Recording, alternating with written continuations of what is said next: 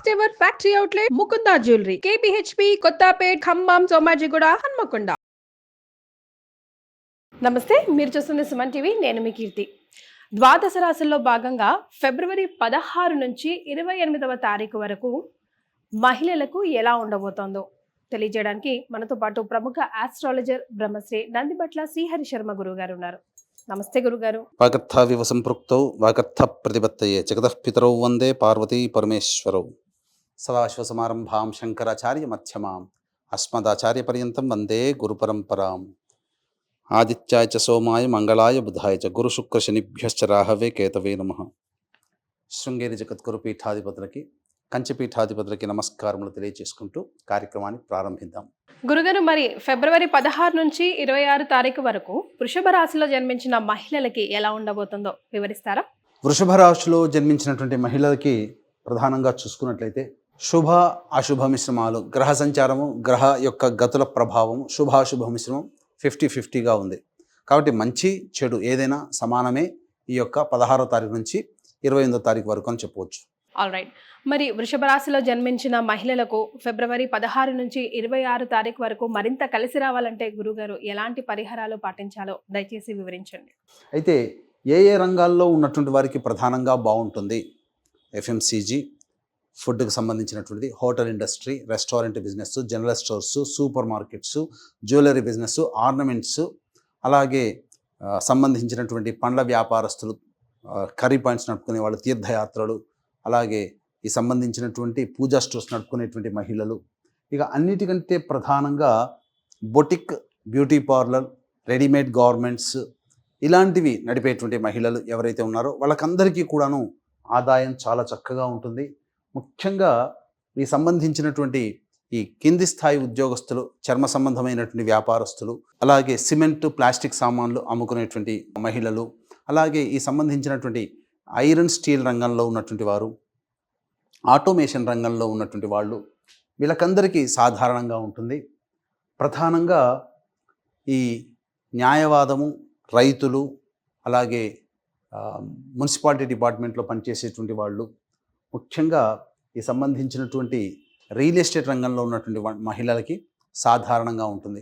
కాబట్టి ఈ ఆఖరణ చెప్పబడినటువంటి కొన్ని వర్గాల వారికి తప్ప మిగతా మొదలు చెప్పబడినటువంటి వర్గాల వారికి అందరికీ కూడాను ఆనందదాయకంగా ఉంటుందని చెప్పవచ్చు.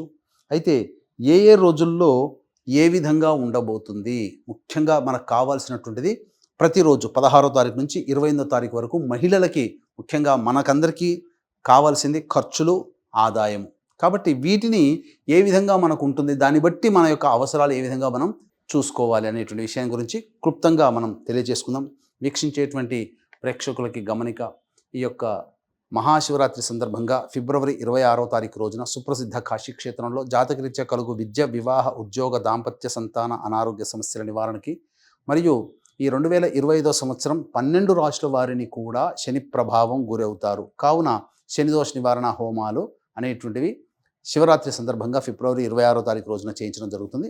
అవకాశం ఉన్న వాళ్ళు కార్యక్రమ తదనంతరం కాంటాక్ట్ చేసి మీ గోత్రనామాదులు నమోదు చేసుకోవచ్చు. ఇక 16, 17 తారీఖుల్లో కనుక చూసుకున్నట్లయితే ప్రధానంగా మానసికమైనటువంటి ప్రశాంతత లోపిస్తుంది. ఏదో ఒక జరిగిపోతుందనే ఒక భయాందోళన ఉంటుంది, కానీ ఏమీ జరగదు. కానీ మీ ఆరోగ్యం పట్ల శ్రద్ధ వహించాల్సినటువంటి పరిస్థితి, శ్వాస సంబంధంగా ఇబ్బందులు ఎదుర్కొనే అవకాశాలు ఎక్కువగా గోచరమవుతున్నాయి. ఇండైజేషన్కి జరిగేటువంటి అవకాశం ఉంది. కాబట్టి ఫుడ్కి సంబంధించిన విషయాల్లో కేర్ తీసుకుంటే మంచి జరుగుతుందని చెప్పవచ్చు. ఇక 18, 19, 20వ తారీఖులో కనుక చూసుకున్నట్లయితే జాతకరీత్యా అన్ని రంగాలలో ఉన్నటువంటి వాళ్ళకి ధనాదాయం చాలా చక్కగా ఉంటుంది. అందులో సందేహపడాల్సినటువంటి అవసరము లేదు. ముఖ్యంగా మీ యొక్క అవసరాలకి, ఖర్చులకి తగ్గట్టుగా ధనము చేకూరుతుంది. ఏ పని చేసినా ఆ పనిలో విజయాన్ని పొందుతారు, ఉత్సాహంగా ఉంటారు, అన్ని విధాలుగా బాగుంటుందని చెప్పవచ్చు. ఇక 21, 22వ తారీఖులో కనుక చూసుకున్నట్లయితే ప్రధానంగా ఏదైనా ఒక బాధ్యత మీ నెత్తి మీద ఉంటుంది. గురుతర బాధ్యత మహిళలు పోషిస్తారు. ఒక పెద్దక్క పాత్ర పోషించే అవకాశాలు ఎక్కువగా గోచరం అవుతున్నాయి. కాకపోతే మానసికమైనటువంటి సంఘర్షణ ఎక్కువగా ఉంటుంది. పాదములు బాధించే అవకాశాలు ఎక్కువగా గోచరమవుతున్నాయని చెప్పవచ్చు. ఇక చూసుకున్నట్లయితే 23, 24 తారీఖుల్లో కనుక చూసుకుంటే ఖర్చులు అధికంగా ఉండేటువంటి అవకాశం ఉంటుంది. ప్రశాంతత లోపిస్తుంది. అంతేకాకుండా ఎదుటి వాళ్లతో వాగ్వివాదాలు జరగడం వల్ల అనవసరమైనటువంటి ఘర్షణలు చోటు చేసుకుంటాయి. కాబట్టి మౌనాన్ని ఆశ్రయించే ప్రయత్నం చేయండి. ఒక జిగ్జాగ్ లాగా ఉంటుంది. ఏ పని చేయాలన్న ఆసక్తి అనేటువంటిది అంతగా ఉండదని గమనించాలి. ఇక 25, 26 తారీఖులో కనుక చూసుకున్నట్లయితే మీ యొక్క సంతానంతో విభేదాలు, సంతానం మూలకంగా ఖర్చులు, సంతానం మూలకంగా ఇబ్బందులు అనేటువంటివి ఉంటాయి. సంతానం అనారోగ్యం చేసే అవకాశాలు ఎక్కువగా గోచరమవుతున్నాయని చెప్పవచ్చు. ఏది ఏమైనప్పటికీ కూడాను విద్యార్థులకి కొంత గడ్డు కాలంగా ఈ యొక్క 2 రోజులు చెప్పవచ్చు. ఇక 27, 28వ తారీఖులో కనుక చూసుకున్నట్లయితే మానసిక సంఘర్షణ అధికంగా ఉండడము, కొంత టెన్షన్తో కూడుకున్నటువంటి వాతావరణం ఉన్నప్పటికీ కూడా ఉద్యోగంలో ఇవన్నీ చేస్తున్నటువంటి వృత్తి, ఉద్యోగ, వ్యాపారాల్లో టెన్షన్స్తో కూడుకున్నటువంటి వ్యవహారాలు ఉంటాయి. కానీ అంతిమంగా మీదే విజయం అవుతుంది. ఇక ఆదాయానికి తగ్గట్టుగా ఖర్చులు కూడా ఉంటాయి. ముఖ్యంగా చూసుకున్నట్లయితే ప్రధానంగా ఈ యొక్క వృషభ రాశిలో జన్మించినటువంటి మహిళలు, నిరుద్యోగస్తులు ఎవరైతే ఉంటారో వాళ్ళకి ఉద్యోగం లభించే అవకాశాలు గోచరమవుతున్నాయి. అందులో సందేహము లేదు. ఇక ముఖ్యంగా ప్రభుత్వ రంగంలో పనిచేసేటువంటి వాళ్ళకి మంచి ప్రోత్సాహకాలతో కూడుకున్నటువంటి విధానం ఉంటుంది. వివాహం కావాల్సినటువంటి అమ్మాయిలకి చక్కటి సంబంధాలు నిశ్చయమయ్యే అవకాశాలు పుష్కలంగా ఉన్నాయి. కాబట్టి మీరు వ్యవహారాలు ముమ్మరంగా చేసుకోవచ్చు.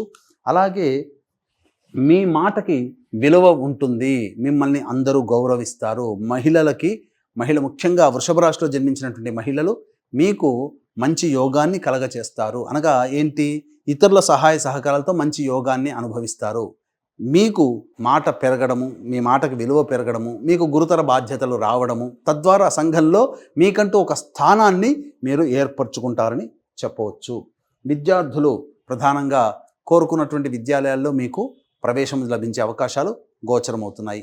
తర్వాత చెప్పొచ్చేది ఏమిటంటే శుభాశుభ మిశ్రమాలు ఉన్నప్పటికీ కూడాను మొక్కవని ధైర్యంతో ముందడుగు వేస్తే ఈ 15 రోజులు, ఈ 16వ తారీఖు నుంచి 28వ తారీఖు వరకు అన్ని రోజులకు మీవేగా భావించవచ్చు. కానీ ముఖ్యంగా 23, 24 తారీఖుల్లో వచ్చేటువంటి ఖర్చులని వాయిదా వేసుకోండి, లేదా ఖర్చుల శాతాన్ని తగ్గించుకోండి.